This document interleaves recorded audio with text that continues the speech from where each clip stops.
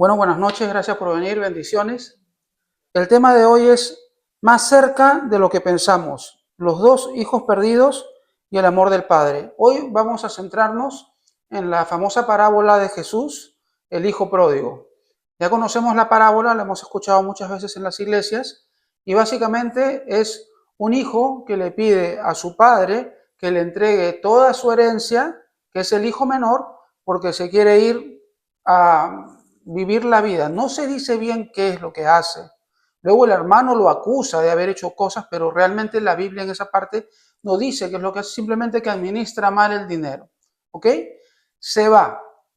Y el padre, cuando él regresa, porque él termina perdiéndolo todo, inclusive administrando cerdos, ¿no? Dándole de comer a los cerdos y no había ni siquiera comida para él, no le daban ni siquiera la comida de los cerdos porque hubo una crisis en la ciudad, en el país donde él estaba.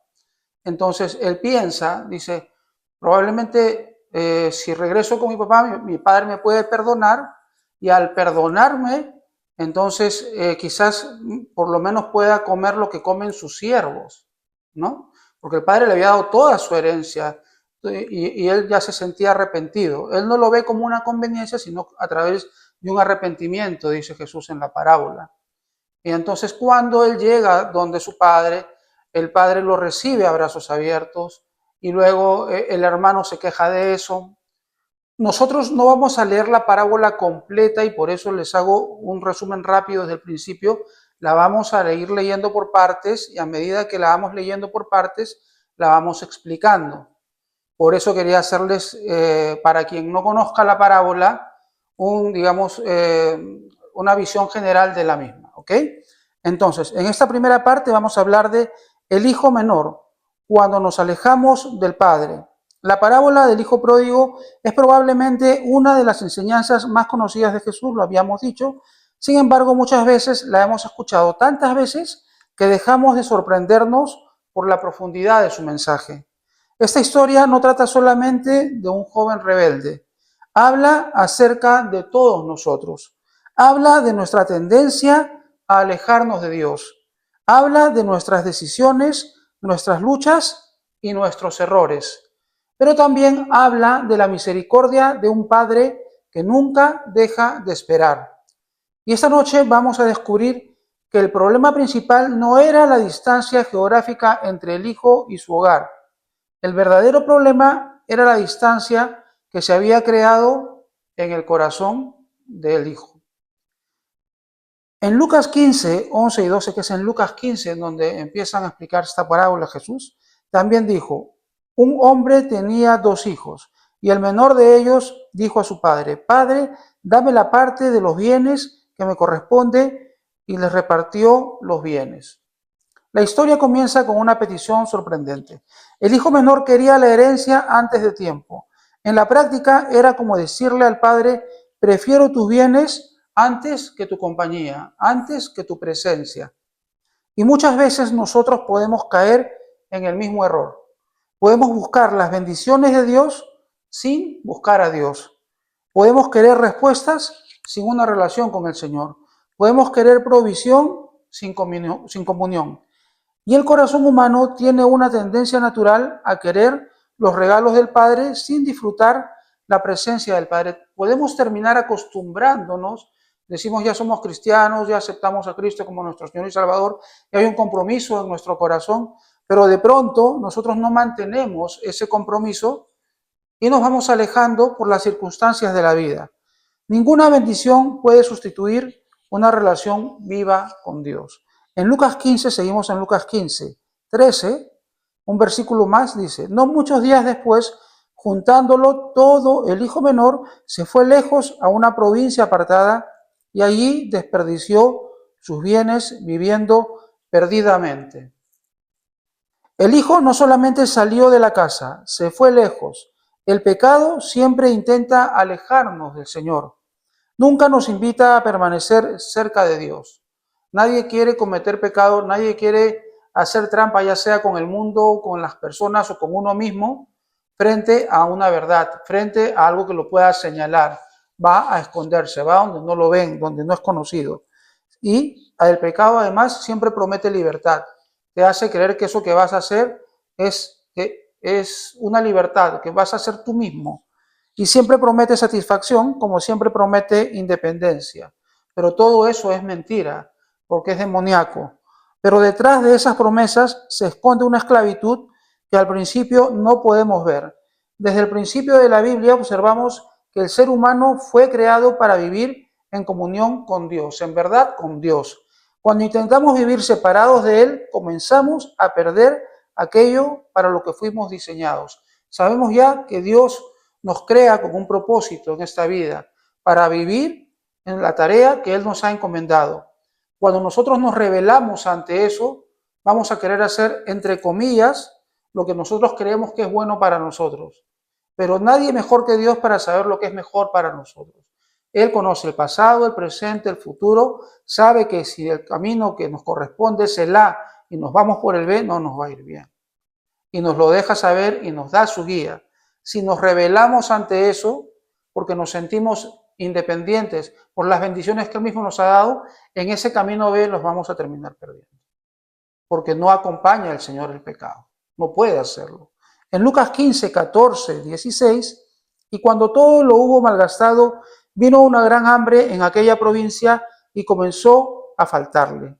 Y se arrimó a uno de los ciudadanos de aquella tierra, el cual le envió a su hacienda para que apacentase cerdos, criase cerdos. Y deseaba llenar su vientre de las algarrobas que comían los cerdos, pero nadie le daba, ni siquiera le daban la comida de los cerdos. El pecado siempre promete más de lo que puede dar y siempre termina cobrando más de lo que prometió.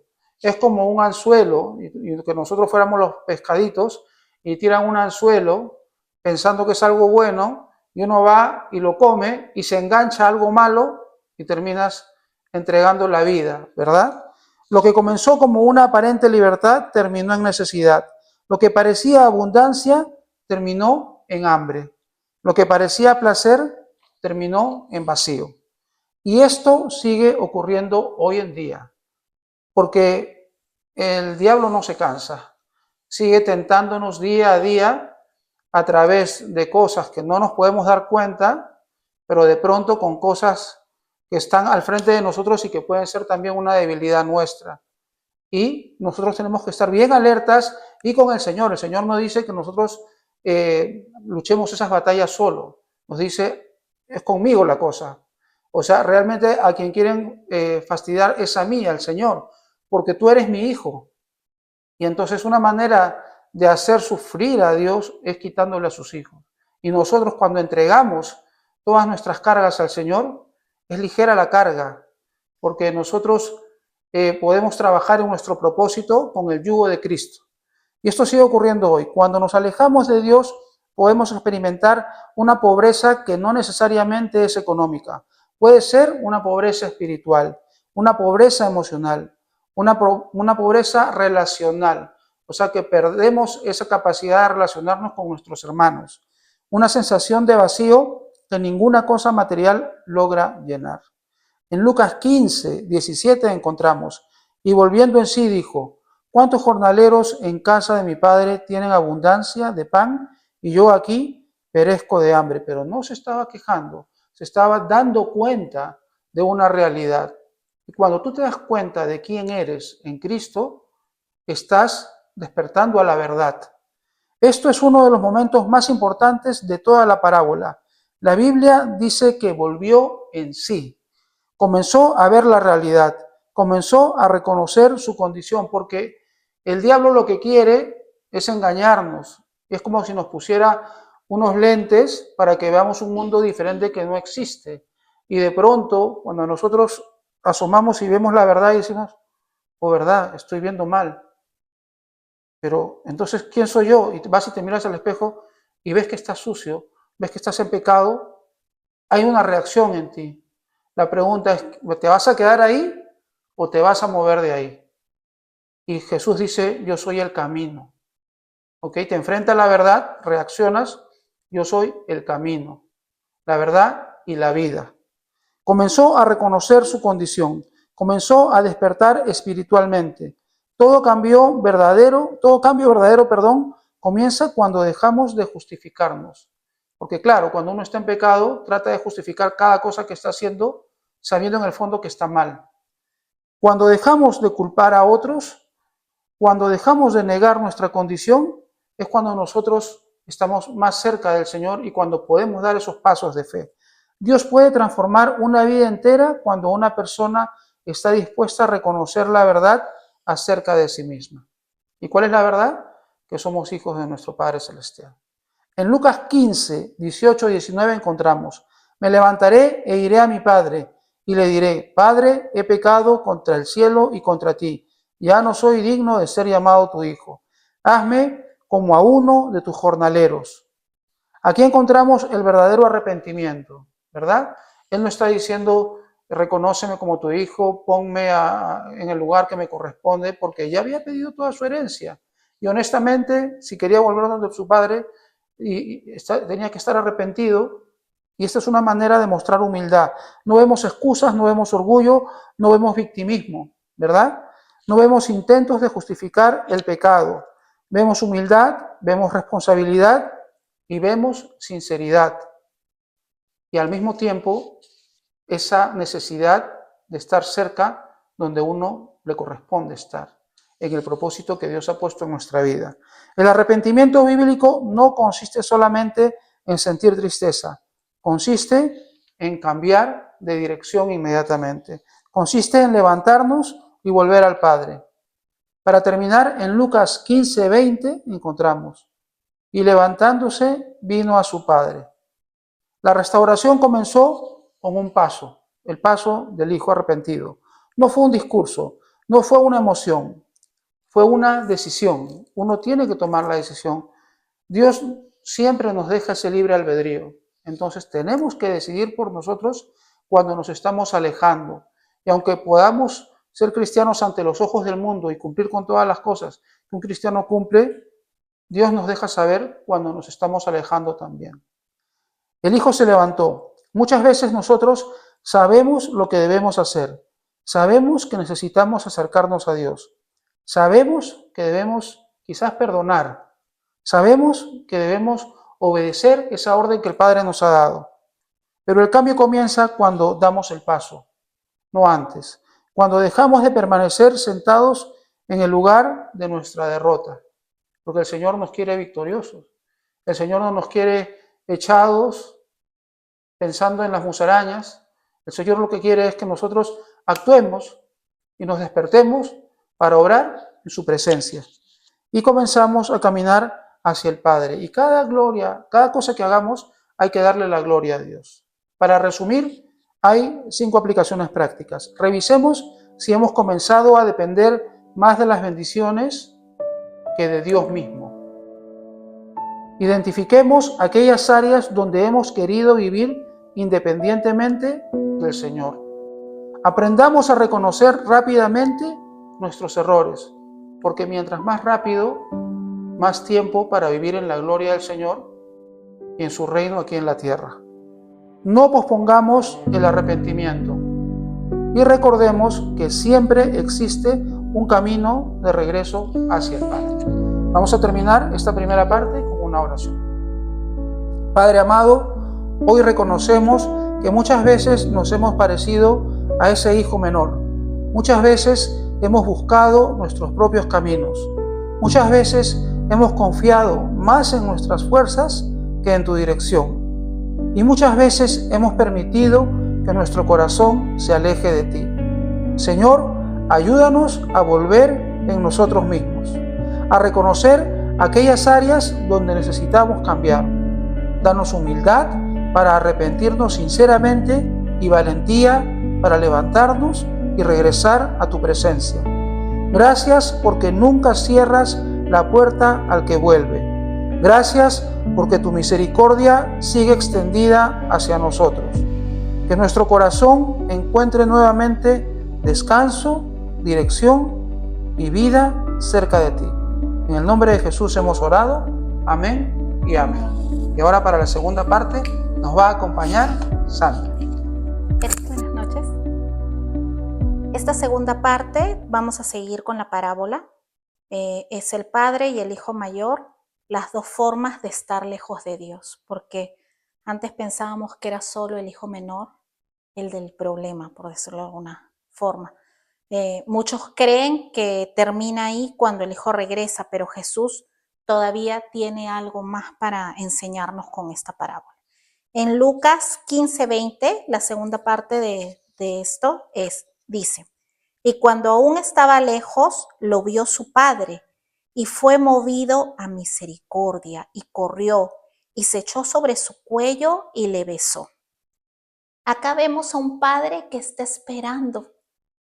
No está un padre rendido ni un padre amargado. Ese padre está ansioso de que su hijo vuelva, esperándolo. No sabía que el hijo iba a volver, pero estaba con alegría, estaba queriendo abrazarlo, y él se echa sobre el cuello de su hijo y le besa. No espera, va corriendo. En esos tiempos usaban túnicas, y todos sabemos ahora las mujeres que usamos los vestidos largos para correr, ¿qué tienes que hacer? Tienes que levantar el vestido y correr. No le importó el qué dirán los vecinos, qué dirá el otro, que el padre corre ante un hijo que llega, que estaba cuidando cerdos, que llega oliendo mal, que llega mal vestido, que llega maloliente, que llega... ¿Cómo llega? No le importó, se echó a él, a su cuello, y lo besó. Ese es el amor del Padre, el amor que no te espera gritos, no te espera palos, no te espera con un correazo, no te señala, te está esperando con un corazón agradecido, un corazón que dice, mi hijo está vivo, está bien, está entero, como cuando una madre recién ve a su hijo recién nacido, y muchas de las madres, ¿qué es lo primero que hacemos? Bueno, yo le conté sus deditos, revisándole todos sus dedos para ver que ese hijo esté bien, que esté sano. Y este es el padre con un corazón lleno de amor, ¿no? Y dice, no estaba preparando un castigo, estaba esperando con alegría a su hijo. Y cuando vio a su hijo, corre hacia él. Acá nos muestra el corazón de Dios. Si nosotros somos buenos con nuestros hijos, imagínense más nuestro Padre Celestial con nosotros. El Padre Celestial nos ama más que cualquier persona nos puede amar en el mundo, más que todas las personas que hemos conocido que nos aman o que nosotros amamos, más que esa suma de todo ese amor. El amor de Dios es un amor perfecto. Nuestro Padre Celestial nunca disfruta una caída nuestra, una mala decisión, nunca lo disfruta, nunca está contento con eso. Él está orando al Padre e intercediendo por nosotros para que nosotros lo encontremos, para que tengamos la certeza y reconozcamos al Padre, Hijo y Espíritu Santo como un solo Dios, para que no haya duda en nuestro corazón. Así que Él se alegra cuando regresamos. Su amor siempre es mayor que nuestra distancia, que nuestro pecado, que nuestra ofensa. Su amor cubre multitud de pecados. Lucas 15, 21, 22 dice, y el hijo dijo, Padre, he pecado contra el cielo y contra ti, y ya no soy digno de ser llamado tu hijo. Pero el padre dijo a sus siervos, sacad el mejor vestido y vestidle, y poned un anillo en su mano y calzado en sus pies.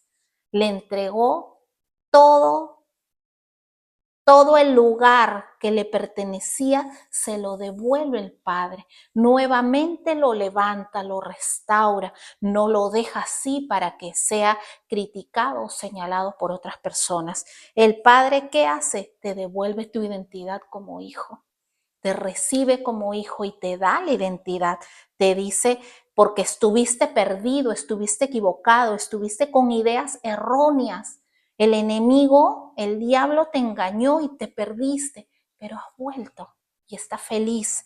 Entonces, el Padre le devuelve su identidad. El vestido representa su honor y la limpieza. El anillo representa la autoridad familiar, tu linaje, de dónde vienes. Te dice, tú eres mi hijo, tú eres hijo, hija del Padre, tú eres mi hijo.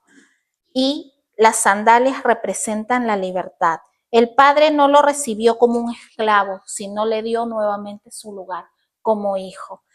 no lo menospreció, le da su lugar. Cuando nos arrepentimos, el Padre no solo perdona nuestros pecados, sino nos restaura. Restaura desde lo más profundo de nosotros. Nuevamente nos construye.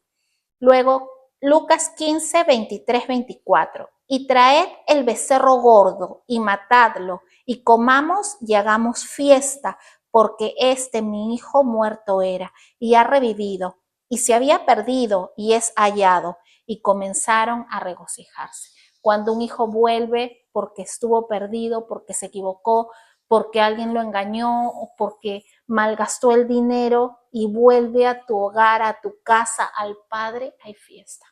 Hay fiesta en el cielo, hay fiesta con todos, con todos. Hay una fiesta grande, hacen comida, hacen banquete, bailan, celebran. ¿Por qué? Porque el que estaba perdido volvió. ¿Sí? La alegría en el corazón de Dios cuando una persona vuelve a Él. Hay alegría, nadie te puede quitar ese gozo porque esa persona volvió y está bien, no le pasó nada.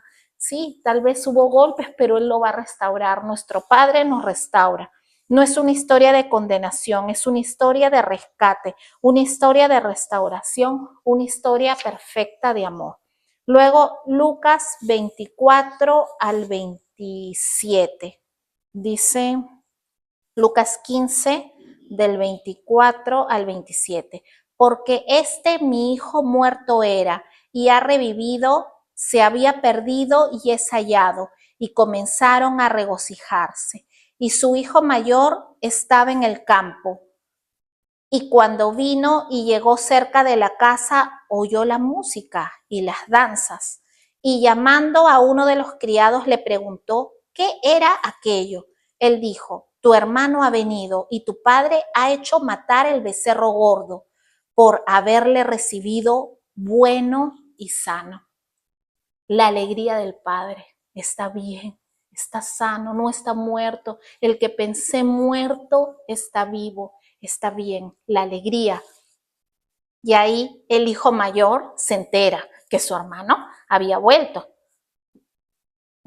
Lo normal sería que uno se alegra, ¿no? Uno cree eso. Pero luego en Lucas 15, 28, 30 dice, entonces se enojó y no quería entrar, no quería participar. Salió, por tanto, su padre y le rogaba que entrase. Mas él respondiendo dijo al padre, he aquí, tantos años te sirvo, no habiéndote desobedecido jamás. Y nunca me has dado ni un cabrito para gozarme con mis amigos. Pero cuando vino tu hijo, ya no es vino mi hermano, sino cuando vino tu hijo, que ha consumido tus bienes con rameras, has hecho matar para él el becerro gordo. Entonces, acá de pronto hubo un lío que el hermano mayor no quería participar, no quería gozarse, no quería participar de la alegría, no se daba cuenta de la alegría, tenía los ojos vendados. Entonces, y ojo que este hermano mayor nunca había dejado la casa, siempre era un buen trabajador, un buen hijo, nunca había ninguna queja, pero tampoco entendía ese corazón de su padre. ¿Qué le diría? ¿Por qué no lo castigas? ¿Por qué no lo reprendes? ¿Por qué no? Tenía muchas cosas él que decir. Entonces, ¿por qué? Porque su corazón de el hijo estaba lleno de resentimiento, lleno de prejuicio, estaba señalando a su hermano. Entonces, y estaba lleno de comparación. Yo hice esto, aquello hizo tal, ¿por qué yo no? Entonces, tanto que llegó a reclamar con orgullo, con él agarrando esa autoridad. Entonces acá vemos cómo estaba ese corazón de ese hijo. No era un corazón de amor, de wow, estoy feliz porque mi hermano está bien. No era wow, no, ¿por qué lo reciben? Déjenlo afuera, déjenlo como está. ¿Por qué mataron un animal para él, para gozarse? ¿Por qué hacen fiesta? ¿Y por qué para mí no lo hicieron? Entonces es como celos entre hermanos. No se alegra por ti, que el corazón de esa persona te está ofreciendo algo hermoso, no se alegra, sino que hay envidia, hay otra cosa. Entonces, lo que salía del corazón de ese hijo, de ese hermano, no era bueno. Entonces el padre le rogaba que, porque cuando se le quita esa venda a ese hijo, se iba a dar cuenta de cómo había actuado, de que hubiera dicho, wow, hubiera estado en la fiesta celebrando que mi hermano vino. Cuando tienes un corazón que está sano, tú celebras que tu hermano vino y está bien, celebras con ellos, pero cuando tú no puedes celebrar algo bueno que a otro le pasa, ¿quién tiene un problema? Tú tienes un problema en tu corazón. Entonces, acá se vio reflejado eso. Es posible que nosotros pertenezcamos a una iglesia, estemos en reuniones, escuchemos la palabra, leamos la palabra, pero ¿cómo está nuestro corazón? Es posible que no comprendamos verdaderamente la gracia de Dios y que nosotros mismos seamos juiciosos por qué Dios perdona a uno y como que si Dios nos tiene que preguntar a nosotros y que no estamos de acuerdo con que perdone a otro. Y esas cosas son solo de Dios nuestro Padre. Todos nosotros somos sus hijos y nos equivocamos de diferentes maneras y el corazón del Padre, que es tan grande, Él perdona multitud de pecados nuestros, ¿sí? Lucas 15:31, y con esto terminamos. Él entonces le dijo, hijo, tú siempre estás conmigo y todas mis cosas son tuyas, mas era necesario hacer fiesta y regocijarnos, porque este tu hermano era muerto y ha revivido, se había perdido y es hallado. Entonces, acá el padre sabía que ese hermano había vuelto, había reconocido que con el padre estaba seguro, que nuestro Padre Dios es nuestra roca firme, con Él todo va a estar bien. Cuando nos alejamos de Él es cuando suceden cosas, perdemos las cosas, las bendiciones que Él nos da, las perdemos, porque hacemos lo que creemos que está bien y el demonio nos engaña. Es el padre de la mentira. Entonces, Dios alcanza al rebelde, también alcanza al religioso, también alcanza al hijo que se fue, también alcanza al hijo que se queda. Él trabaja con todos nosotros, así como trabaja con todos nosotros. Algunos aparentamos piedad y por dentro como estamos, u otros por dentro y por afuera están bien, ¿no? Hay algunos que desde fuera se nota, se percibe el estado de su corazón, pero en otros no, pero solo Dios sabe el estado de nuestro corazón y eso es algo que nosotros no trabajamos para el resto, no trabajamos para que nos vean los amigos o para exhibirnos. Nuestro trabajo para con nosotros es muy personal, cada uno tiene que trabajar en su corazón. Yo con mi corazón, él con su corazón, cada uno con su corazón, porque al final todos vamos a dar cuentas al Padre, con los dones que nos dio, con las bendiciones que nos dio, ¿qué hemos hecho nosotros? Si lo vimos y ayudamos o lo vimos y nos hicimos los ciegos. Entonces, acá hay las aplicaciones prácticas que son 5. Evitemos compararnos con otros creyentes o con otras personas. Aprendamos a alegrarnos cuando Dios restaura nuestras vidas o hace un milagro. No comparemos que si lo merece o no lo merece, no está en nuestro juicio. Recordemos que nuestra identidad está en Cristo. Somos hijos del Rey y sirvamos desde el amor y no desde obligación, no queriendo que se nos retribuya, aunque nuestro Padre es el galardonador. Siempre nos lo va a retribuir, pero que ese no sea nuestro corazón por interés, que sea nuestro corazón por pasar tiempo con Él y conocerlo a Él. Busquemos conocer el corazón del Padre más que solamente cumplir para cumplir con otros, para que nos vean, para que nos señalen y digan, wow, qué bueno eres. Nosotros con el Padre, nuestra intimidad es con Él. ¿Sí? La oración final. Amado Padre Celestial, gracias, porque tu amor es más grande que cada una de nuestras fallas. Tú nos traes, Señor, con lazos de amor y por eso te agradecemos porque tú no te cansas, no te cansas de buscarnos, no te cansas de enderezar nuestros caminos, Señor. Tú siempre estás para el que te busca. Revélate, Señor, a cada una de las personas que te busca con empeño. Endereza, Señor, sus caminos para que nuevamente estén contigo, Señor, porque tú eres el Padre que corre, tú eres el Padre que no te importa, Señor, y nos das un abrazo y un beso, Señor, aún no siendo merecedores. Tú no nos señalas, Padre. Gracias por ese corazón que no tiene juicio para con nosotros, sino que nos acoge, nos restaura, nos levanta, Señor.